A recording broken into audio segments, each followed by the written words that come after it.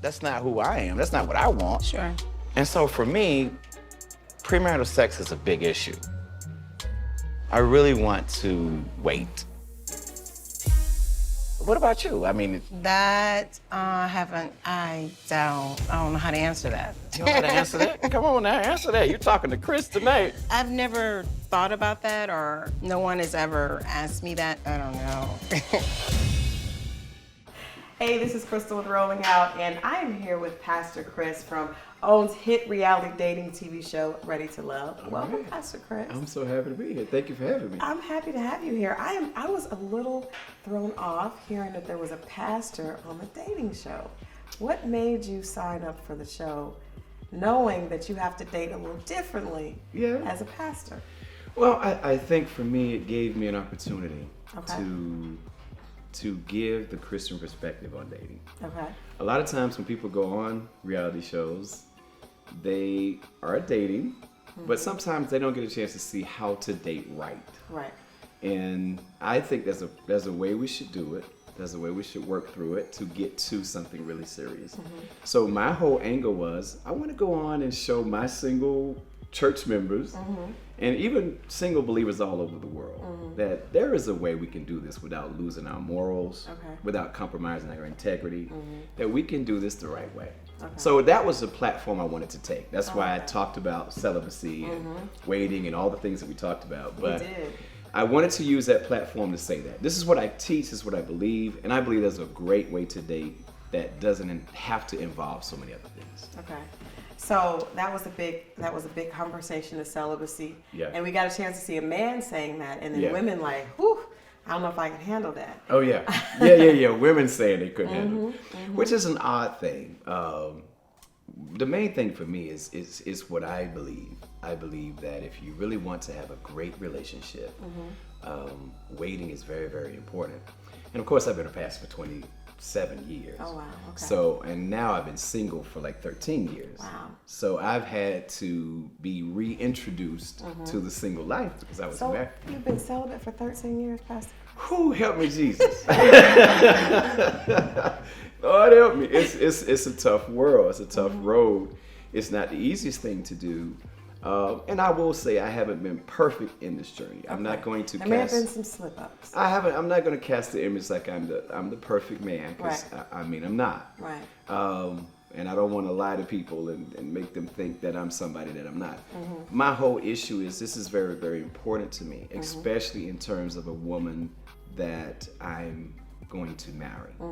And sometimes what I always tell people is women don't understand the whole issue of how a man really thinks. And they think that if I can do this with him, then, you know, he's going to be mine. And for men, it doesn't happen that way. Right. So women, when they sleep with a man, they bond. But men don't. For men, it's more of a challenge. It's more of a chase.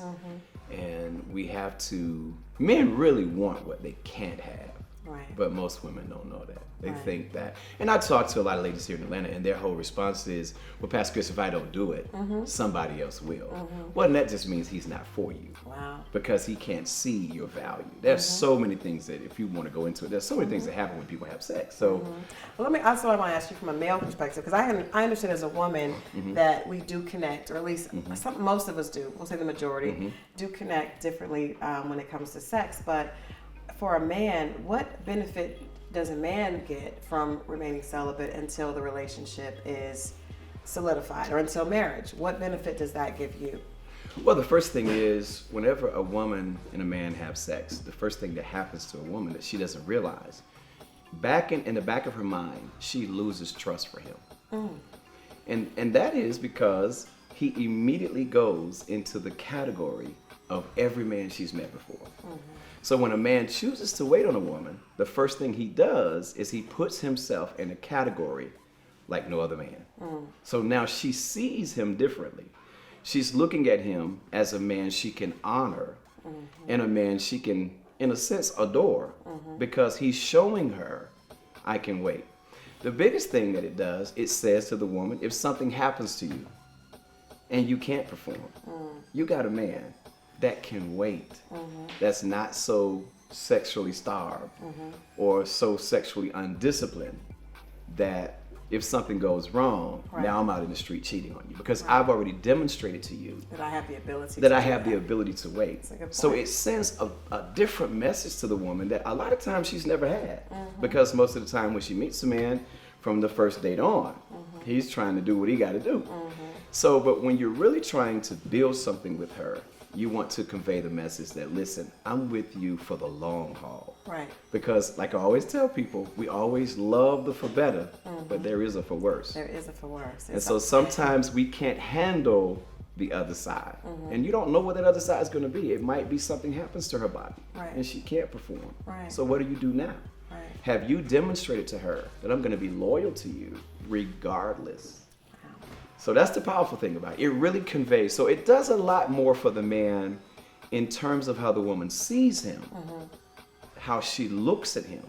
Because now she sees, I got a special guy. Right. I got a man I can honor, that I can truly love, cherish, because this man is in a class by himself. That's kind of how I felt a lot on the show, that there were some wonderful guys, but I think that what I was bringing to the table was a little bit different than what some of the other Well, brothers you were. seem very focused on, I'm actually looking to get married. Yes. That's why I'm dating. I'm dating with the intent to marry. I'm not dating just to enjoy time or pass time. I'm really looking to get married. Now, I came on the show honestly with no boo thing, no side chick, no nothing. I came on the show with a clean slate. So if something happened on the show, I was open to that because I didn't have anybody that I was leaving the show, going home, texting, saying, hey babe, let me tell you what happened tonight. I wasn't there to be a reality TV star. Right. I was there honestly to embrace an opportunity in a moment to see what would happen. I love the fact that you wanted to share with people how to correctly date. Yeah. Because a lot of times as a Christian, you don't know how to do it the right way. Now, I also want to ask you because one of the things you shared that early on, right? And so for people out there, especially women, because a lot of times it's the woman that's bringing that to the table. When do you think is the right time to share with someone that you're, dating or looking to date, that you are celibate until marriage? Yeah. Well, I think with us, and I know on a couple of the dates it came early, but on a show we only have an hour to date this person. So I wanted to find out the perspective that the woman held in terms of is this something you're okay with, because this is what I want to do. I think you should do it as early as you possibly can because it kind of helps people to understand that now we don't have any preconceived ideas in terms of how we're going to date, because most people think that if we're dating, we're going to be active. So I think you should tell the person early on, look, this is important to me. I want to wait until we're married. I want to have sex the first time on my honeymoon night. I think you should find that out pretty quick. Right. Because it can be, as you saw on the show, a deterrent. It can be a deterrent because some people are really into the whole issue of I don't want to wait. What if it's bad? What if you don't please me? What do you think? What do you say to all that? I think all that is fallacy. I think all that is because sex is really not about all of the other things that we make it. And I had to clarify, my issue was not an issue of potential or skill. It wasn't an issue. I had to clear it up, because Steve Harvey was like, Pastor Chris' new name is ED. I'm like, no, brother, ain't nothing wrong with me at all. There's nothing wrong. Everything works. Every morning I get a note. It works. So the reality is, it was not that. It was just really me understanding that I wanted to wait. So I think that when you look at the whole issue of lovemaking itself, a lot of people can go in and have great sex. But the truth of the matter is, we all know, anybody who's been in a relationship for a long period of time, sex changes. It's not as hot and as passionate as it was the first time y'all did it. So most people, and I tell my church all the time, relationships is like flies on a screen door. If you ever seen flies on a screen door, there's some trying to get out and there's some trying to get in. And that's how relationships are. So you find some of these same folks that are married who has had great sex while they was dating. And now we're looking outside the marriage. Who trying to figure out how can I get away from this clown? Because that's not what makes a relationship go. Right. And I think that sex is a very important part of it. But we live in a society where we've made everything about sex. Right. But most of the couples in my church, I tell them all the time, these single folks having way more sex than y'all. So that's the reality. So it's not, if that was the case, then it wouldn't change. Right. So real sex, real lovemaking is about intimacy. I like that. And so intimacy is intimacy. I like that. And so, go ahead. I got to ask you one last question because Okay. we're running out of time. Can you give 3 tips? Okay. Say there's a couple, because I think if a guy is really interested in a woman and sees her as marriage potential, he would be open to that. And I think there are some women as well. But I think dating and someone that you're very attracted to, it can be difficult. Yeah. So can you give people maybe 3 tips for how to keep their relationship in a place of purity Yeah. until they're able to get to the altar? Yeah, I mean, number one, I would definitely say you have to embrace a partner who is willing to wait, that you have the same views and the same values, which is very, very critical, very, very key. If you're going to have a relationship of that magnitude, you can't have somebody who is constantly trying to break the whole celibacy deal. So the first thing is be with someone who has like values. Okay. If I had to bring a scripture into it, since I'm a pastor, it said, how can 2 walk together except they be agreed? So you got to have somebody that's in agreement with you. The second thing is accountability. You need help. You know, you need people around you. You need people who can talk to you, that you can be honest with, that you can really share and say, hey, look, this is a weekday. You know, I'm struggling today, Doc. I don't know what to do. Right. So sometimes, and I know like me, I'm an older guy. I'm 49 years old. But the reality is there are times you have to submit yourself so that you can stay pure. Because, you know, you can't just lay up and be booed up all day talking about you trying to be celibate. Something's going to happen. Certainly not after the sun goes down. After the sun goes down and y'all sitting there in a couple of glasses of wine and nice music, you talk about no, It's not something gonna work. finna happen. Yeah, Something's it's gonna not go gonna work. on. So definitely the second thing is accountability. And the third thing is time. You don't need to date somebody forever to find out they're the right one. Sometimes people have too long of a relationship before they decide to get married. You don't date somebody 2 and 3 and 4 and 5 years. That's totally a waste of your time. You know, if somebody you really know whether or not somebody is the one, you know, really after about two or 3 dates, you can find out. You find out am I compatible with this person? Is there something? You know, once you learn that we have a connection, then you learn a little bit about their background, where they come from, their past relationships. Those things are very, very important. But you don't have to date somebody for 3 and 4 years before you get ready to marry them. So shorten that time a little bit. Shorten the time. So basically, find someone that has a like mind, like spirit. Make sure that you have accountability.